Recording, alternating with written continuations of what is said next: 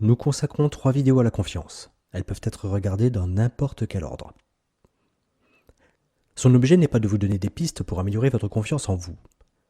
Nous le faisons de façon personnalisée dans le rapport d'autodiagnostic Confiance en soi, mis à votre disposition gratuitement si vous réalisez cet autodiagnostic en ligne. L'objet de cette vidéo est simplement de vous sensibiliser à l'importance de la confiance en soi dans les relations de travail. Commençons par définir l'objet de notre propos. Depuis Abraham Maslow, on distingue la confiance en soi en tant que caractéristique de personnalité généralisée. Autrement dit, la croyance positive que, dans le futur, on peut généralement accomplir ce que l'on souhaite faire. Et la confiance en soi concernant une tâche, une capacité ou un défi spécifique, l'efficacité personnelle. Cette dernière augmente avec les expériences qui permettent de maîtriser des activités particulières. Une personne peut avoir confiance en elle pour accomplir une tâche spécifique, même si elle en manque de manière générale et réciproquement. Cependant, ces deux types de confiance en soi sont corrélés entre eux. Précisons que la confiance en soi est différente de l'estime de soi, qui est une évaluation de sa propre valeur. Soulignons quelques corrélations entre la confiance en soi et certaines autres variables qui nous paraissent particulièrement intéressantes à noter. La confiance en soi est corrélée positivement avec la façon dont les individus exercent une influence sur les autres, et de façon négative avec leur niveau d'anxiété.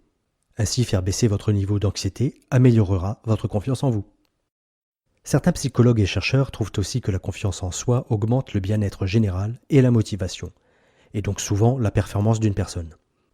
Elle augmente aussi sa capacité à faire face au stress et à la santé mentale. Certaines études suggèrent que divers facteurs à l'intérieur et à l'extérieur d'un contrôle d'un individu affectent sa confiance en soi. Certains de ces enseignements sont importants pour tous et pour les managers en particulier. Ainsi, les nouvelles informations sur la performance d'un individu interagissent avec sa confiance en soi antérieure pour affecter sa capacité future à performer. Plus précisément, en cas de nouvelles informations négatives sur la performance, elle a plus de chances de causer la démoralisation d'un individu ayant une faible confiance en soi et ainsi d'augmenter la probabilité d'échec à venir, que chez un individu ne manquant pas de confiance en soi. Il ne s'agit donc pas de faire taire les informations négatives sur la performance de vos collaborateurs, mais de vous assurer un bon niveau de confiance en eux lorsque vous vous devez de leur délivrer de telles informations. D'ailleurs, nous ne serions que trop vous recommander d'adopter en permanence un mode de communication qui valorise vos interlocuteurs afin d'agir positivement sur leur confiance en soi plutôt que l'inverse, bien entendu. Concernant la recherche d'informations supplémentaires propres à éclairer la prise de décision d'une personne dans un domaine donné, elle dépend du niveau de confiance en soi propre au domaine de cette personne. Ainsi, plusieurs psychologues suggèrent que les personnes qui ont confiance en elles-mêmes sont plus disposées à examiner des preuves qui soutiennent et contredisent leurs attitudes, alors que celles qui sont moins confiantes peuvent préférer uniquement les informations qui soutiennent leurs attitudes. Aussi émettons l'hypothèse que la cartographie des risques, leur gestion et l'écoute des signaux faibles nécessitent de cultiver un niveau de confiance en soi élevé au sein de l'entreprise afin de limiter les biais informationnels. En matière commerciale, il semble que les vendeurs qui ont une plus grande confiance en eux sont plus susceptibles de se fixer des objectifs plus élevés en matière de revenus et de satisfaction clientèle.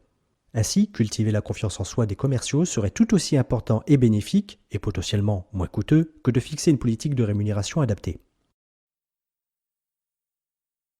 La confiance en soi semble fonctionner différemment au sein de divers groupes. Donnons ici quelques enseignements qui nous permettront d'avoir des comportements le plus adaptés possible lorsque nous interagissons avec ces groupes.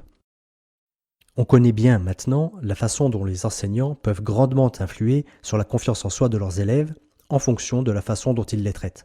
Si enseignement et formation continue sont très différentes, cette donnée est néanmoins très importante à prendre en considération pour les transmetteurs. Par exemple, lorsqu'ils conçoivent les échelles d'évaluation d'acquisition des connaissances de leur formation, notamment lorsque le public est jeune. L'importance de la confiance en soi dans les compétitions sportives a également été beaucoup étudiée. Il apparaît qu'à des niveaux de soutien émotionnel et informatif élevés de la part des membres de leur équipe, le stress lié à la performance n'affecte pas la confiance en soi des athlètes. Nous invitons donc les managers à exprimer ce type de soutien à leur équipe lorsqu'elles sont dans des situations particulièrement stressantes pour délivrer des performances. Ceci nous conduit à souligner l'importance de l'intelligence émotionnelle, jusqu'ici beaucoup négligée dans les relations de travail. Dolphinus ne néglige pas ces aspects dans ses interventions et nous avons en notre programme une formation, développer l'intelligence émotionnelle et la mettre en œuvre en situation de travail. Par ailleurs, Toutes les recherches faites sur les stéréotypes invitent aussi les managers à être particulièrement attentifs à la mise en confiance de certains individus dans certains contextes, notamment en début de carrière. Ces recherches devraient aussi encourager certaines entreprises à mettre en place du mentorat. Niederl et Westland ont constaté que les hommes sont beaucoup plus compétitifs et obtiennent une rémunération plus élevée que les femmes et que cette différence est due aux différences de confiance en soi. Couplé aux recherches qui ont révélé que les femmes déclarent avoir confiance en leurs subordonnés en rapport avec leur niveau d'expérience, alors que les hommes déclarent être en mesure de bien superviser leurs subordonnés, peu importe leur expérience. Cela est intéressant lorsqu'on s'intéresse aux programmes relatifs aux indices d'égalité hommes-femmes et à la mobilité interne. D'autres préfèrent à l'auto-évaluation l'évaluation des individus, basée sur l'observation d'indices non-verbaux qu'ils produisent, tels que le maintien ou non du contact visuel, l'agitation, l'utilisation ou non de gestes autoréconfortants, comme par exemple se caresser les cheveux ou le menton, l'expression faciale naturelle ou grimaçante, le fait de tourner ses mains ou de tourner fréquemment quelque chose dans ses mains. Finissons malgré tout sur quelques pistes pour améliorer la confiance en soi.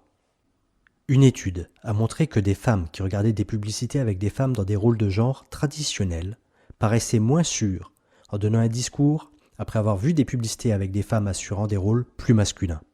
Alors que vous soyez des hommes ou des femmes, n'hésitez pas à choisir votre leader inspirant et à éviter les stéréotypes dévalorisants.